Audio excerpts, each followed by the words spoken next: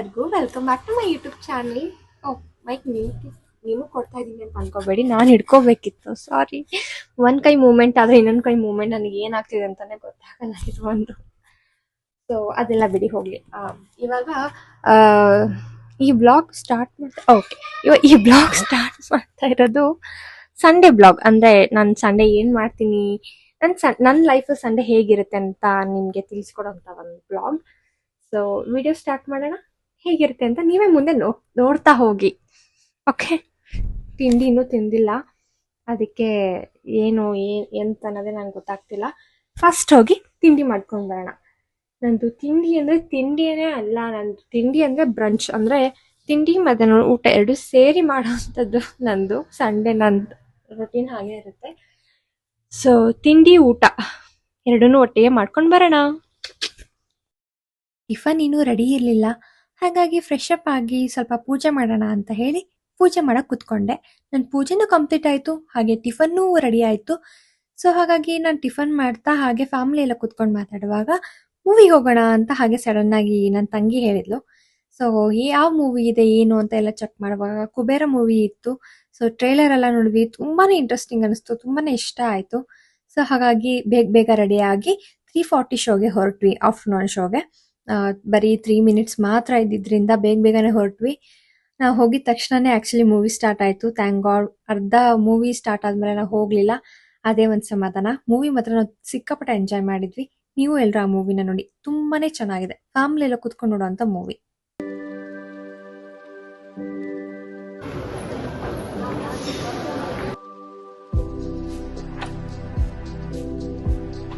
ನೋಡಿದ್ದಾರೆ ಅಳಲ್ಲ ಅಂತ ಹೇಳಿ ಮೂವಿನಲ್ಲಿ ಮಿಡಲ್ ಹೆಂಗಿತ್ತು? ಚೆನ್ನಾಗಿತ್ತು. ಅದ್ ನೋಡಿದ್ರೆ ಅಳ್ಬೇಕು ಅನಿಸ್ತು. ತುಂಬಾ ಎಮೋಷನಲ್ ಇದೆ, ಚೆನ್ನಾಗಿದೆ, ಇಷ್ಟ ಆಯ್ತು. ಮೇಡಮ್ ನೀವು ಚೆನ್ನಾಗಿದೆ ಮೂವಿ ನೋಡಿದ್ದೀರನ್ನೋದೇ ಹೇಳಿಲ್ಲ. ಫಸ್ಟ್ ಯಾವ ಮೂವಿ? ಇದು ಕುಬೇರ ಮೂವಿ, ತೆಲುಗು ಕುಬೇರ ಮೂವಿ ಚೆನ್ನಾಗಿದೆ. ಅಂದ್ರೆ ಒಂದೊಂದು ಸೀನ್ ಕೂಡ emotional and same time comedy, ಹಂಗೆ ಸಖತ್ತಾಗಿದೆ.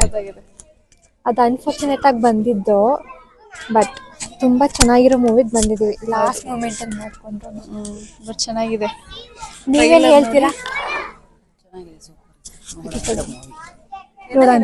ಚೆನ್ನಾಗಿದೆ, ಸೂಪರ್ ಆಗಿದೆ, ನೋಡೋಂಥ ಮೂವಿ. ಫ್ಯಾಮಿಲಿ ಕುತ್ಕೊಂಡು ನೋಡ್ಬೋದು, ಒಬ್ಬೊಬ್ರು ನೋಡ್ಬೋದು. ಸೊ ಅವ್ರು ಹೇಳಿದ್ರಂದ್ರೆ ಮುಗೀತು, ನೋಡ್ಬೋದು ನೀವೆಲ್ಲ.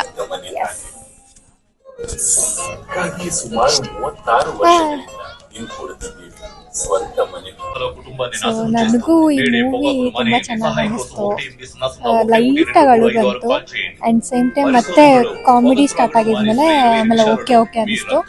ಬಟ್ ತುಂಬಾ ಚೆನ್ನಾಗಿದೆ, ಒಂದೊಂದು ಸೀನು ಫುಲ್ ಎಮೋಷನಲ್ ಆಗಿ ತುಂಬಾ ಚೆನ್ನಾಗಿದೆ, ನೋಡ್ಬೋದು. ಈವ್ನಿಂಗ್ ಸ್ನಾಕ್ಸು ಮನೆಯಲ್ಲಿ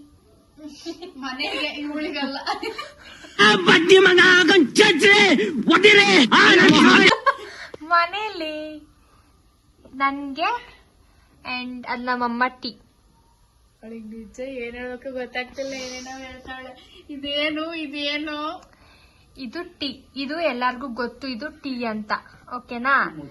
ಇದು ಕರ್ನಾಟಕ ಟೀ ಅಂತ ಇಲ್ಲ, ನಾರ್ಮಲ್ ಟೀ. ಇದು ಮಂಡಕ್ಕಿ ಅಂತ ನಾವ್ ಹೇಳ್ತೀವಿ, ಇಲ್ಲಿ ಸಪ್ಪೆಪುರಿ, ಬೇಲ್ಪುರಿ ಅಂತಾರೆ, ಇಲ್ಲಿ ಬೇಲ್ಪುರಿ ಅಂತಾರೆ. ಗಿರ್ಮಿಟ್ಟಿ, ಚುರುಮುರಿ, ಗಿರ್ಮಿಟ್ಟಿ ಒಂದಿದು ನಾವೆಲ್ಲ ಕಲರ್ ಮಾಡ್ತಾವಲ್ಲ ಅದು ಎಲ್ಲ ಬರ್ತದೆ. ಇದು ಚುರ್ಮುರಿ, ಬೇಲ್ಪುರಿ ಅಂತಾರೆ. ಆಮೇಲೆ ನಿಮ್ಗೆ ಪ್ರಾಪರ್ ನಾರ್ತ್ ಕರ್ನಾಟಕದ ಇದು ಚುರ್ಮುರಿ ಮಾಡೋದ್ ಹೇಳ್ಕೊಡ್ಬೇಕು ಅಂದ್ರೆ, ರೆಸಿಪಿ ಬೇಕು ಅಂದ್ರೆ ಇವಳಿಗೆ ಮಾತಾಡ್ತಿದ್ರೆ ಫೋನ ಮರ್ತು ಬಿಡ್ತಾಳೆ, ಎಲ್ಲೆಲ್ಲ ಹೊಡಿತಾಳಪ್ಪ. ದೊಡ್ಡ ನಮಸ್ಕಾರ. ನೀವು ಇದು ರೆಸಿಪಿ ಬೇಕಂದ್ರೆ ಕಮೆಂಟ್ ಮಾಡಿ, ನಾವ್ ಇದ್ರದ್ದು ರೆಸಿಪಿ ಮಾಡಿ ಹಾಕ್ತಿವಿ. ಸೊ ನೆಕ್ಸ್ಟ್ ಬರೋ ಮಳೆಗಾಲಕ್ಕೆಲ್ಲ ಈವ್ನಿಂಗಿಗೆ ಈ ಒಂದ್ ಕಾಂಬೋ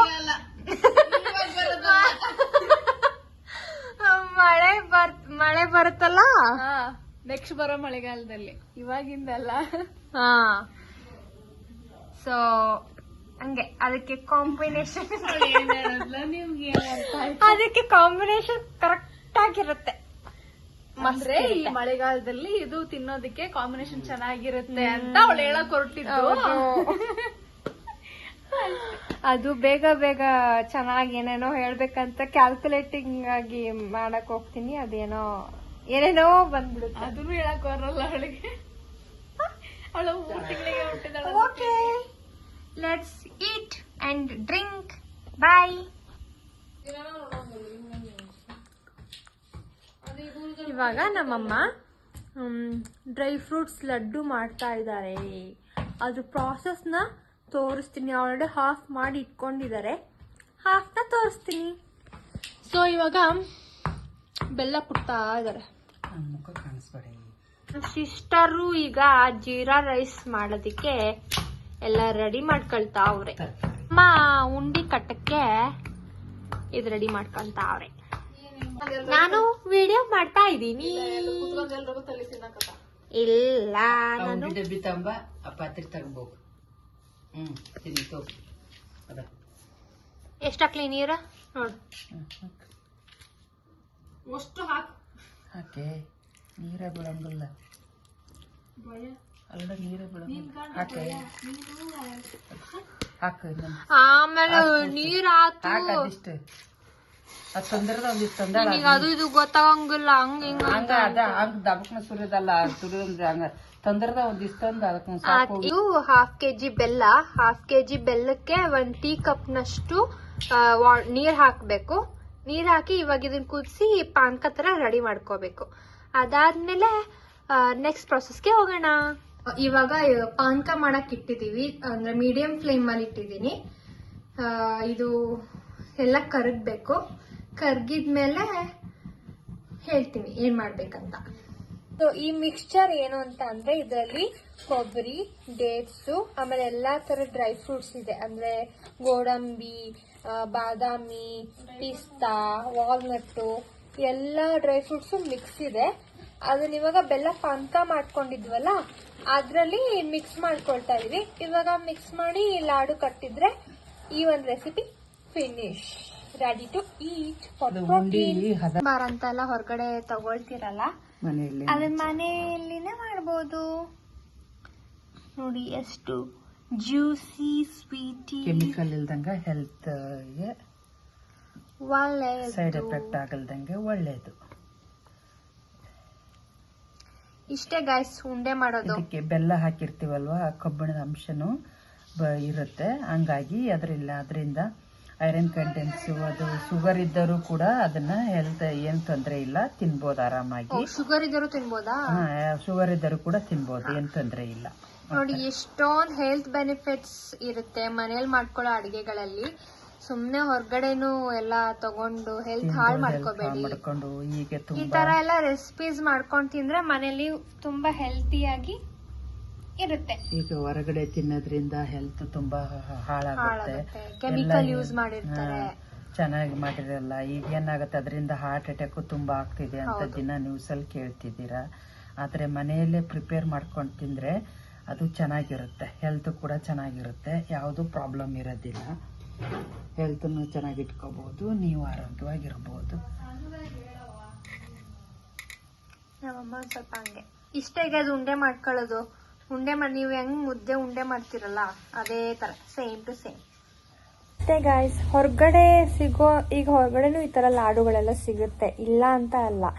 ಬಟ್ ಹೇಗ್ ಮಾಡಿರ್ತಾರೋ ಹೆಂಗ್ ಮಾಡಿರ್ತಾರೋ ಏನು ಅಂತ ಏನು ಗೊತ್ತಿಲ್ದಿರ ಬ್ಲೈಂಡ್ ಆಗಿ ಹೋಗಿ ತಗೊಂಡು ತಿಂದು ನಮ್ಮ ಹೆಲ್ತ್ನ ಇನ್ನೂ ಹಾಳು ಮಾಡ್ಕೊಳ್ಳೋದ್ಕಿಂತ ಮನೇಲಿ ಸ್ವಲ್ಪ ಕಷ್ಟ ಆದ್ರೂ ಪರವಾಗಿಲ್ಲ, ಸ್ವಲ್ಪ ಟೈಮ್ ತಗೊಂಡ್ರು ಪರವಾಗಿಲ್ಲ, ಈ ತರ ಮನೇಲಿ ರೆಸಿಪೀಸ್ ಮಾಡ್ಕೊಂಡು ತಿಂದ್ರೆ ನೋಡಿ ಶುಗರ್ ಇರೋರ್ಗೂ ತಿನ್ಬೋದು ಮನೇಲಿ. ಇವಾಗ ಎಷ್ಟೊಂದ್ ಜನಕ್ಕೆ ಶುಗರ್ ಅನ್ನೋದೆಲ್ಲ ಇರುತ್ತೆ, ಅವ್ರಿಗೆ ಸ್ವೀಟ್ ತಿನ್ಬೇಕು ಅಂತ ಅನಿಸ್ತಾ ಇರತ್ತೆ, ಅವಾಗ ಆದ್ರೆ ತಿನ್ನಕ್ಕಾಗಲ್ಲ ಅವ್ರಿಗೆಲ್ಲ. ಈ ತರ ಎಲ್ಲ ಮಾಡ್ಕೊಡ್ಬೋದು. ಇದು ವೇಟ್ ಗೇನ್ ಮಾಡೋರ್ಗಾಗ್ಲಿ, ಜಿಮ್ಗೆ ಹೋಗೋರ್ಗಾಗ್ಲಿ, ಪ್ರೋಟೀನ್ಗಾಗ್ಲಿ, ಎಲ್ಲದಕ್ಕೂ ಇದು ತುಂಬಾನೇ ಯೂಸ್ಫುಲ್ ಇದೆ. ಈ ತರ ಒಳ್ಳೆ ಒಳ್ಳೆ ರೆಸಿಪೀಸ್ ಮಾಡ್ಕೊಂಡು ಆದಷ್ಟು ಮನೇಲೆ ತಿನ್ನಕ್ ಟ್ರೈ ಮಾಡಿ. ಹಾಗಂತ ನಾವೇನು ಇಮ್ಯುನಿಟಿನೂ ಬಿಲ್ಡ್ ಆಗತ್ತಂತೆ ನೋಡಿ. ಸೊ ಇಷ್ಟೊಂದು ಹೆಲ್ತ್ ಬೆನಿಫಿಟ್ಸ್ ಇದೆ. ಹಾಗಂತ ನಾವೇನು ಹೊರಗಡೆ ತಿನ್ನಲ್ಲ, ಏನು ಇದು ಮಾಡಲ್ಲ ಅಂತ ಏನಿಲ್ಲ, ನಾವು ತಿಂತೀವಿ. ಬಟ್ ಅದ್ರ ಜೊತೆ ಇದನ್ನು ತಿನ್ನಬೇಕು. ಅಂದರೆ ಮೋಸ್ಟ್ ಆಫ್ ಈಗ 40% ಹೊರಗಡೆ ತಿಂದರೆ 60% ಮನೇಲಿ ತಿನ್ನಬೇಕು. ಆವಾಗ ನಿಮ್ಮ ಗಟ್ ಹೆಲ್ತ್ ಎಲ್ಲ ತುಂಬ ಚೆನ್ನಾಗಿರುತ್ತೆ, ನಿಮಗೂ ಚೆನ್ನಾಗಿರುತ್ತೆ. ಇವಾಗೆಲ್ಲ ಅದು ಒಂದು ಟ್ರೆಂಡ್ ಫ್ಯಾಷನ್ ಆಗಿ ಹೋಗಿದೆ, hair care, skin care, body care, maintenance ಅಂತ ಎಲ್ಲ. ಸೊ ಅದೆಲ್ಲನೂ ನೀಟಾಗಿ ಮೇಂಟೈನ್ ಆಗುತ್ತೆ. ನಿಮಗೆ ಬಾಡಿಗೆ ಸಿಗಬೇಕಾಗಿದ್ದ ಎಲ್ಲ ವಿಟಮಿನ್ಸು ಸಿಗುತ್ತೆ ಮನೇಲಿ ತಿಂದರೆ. ಆದಷ್ಟು ಮನೇಲಿ ತಿನ್ನೋಕ್ಕೆ ಟ್ರೈ ಮಾಡಿ, ಮನೇಲಿ ಈ ಥರ ರೆಸಿಪೀಸ್ ಮಾಡ್ಕೊಳಕ್ಕೆ ಟ್ರೈ ಮಾಡಿ. ನಿಮಗೆ ಒಳ್ಳೆಯದು ಅಷ್ಟೇ, ಇನ್ನೇನಿಲ್ಲ. ಇಷ್ಟ ಇವತ್ತಿನ ಬ್ಲಾಗ್.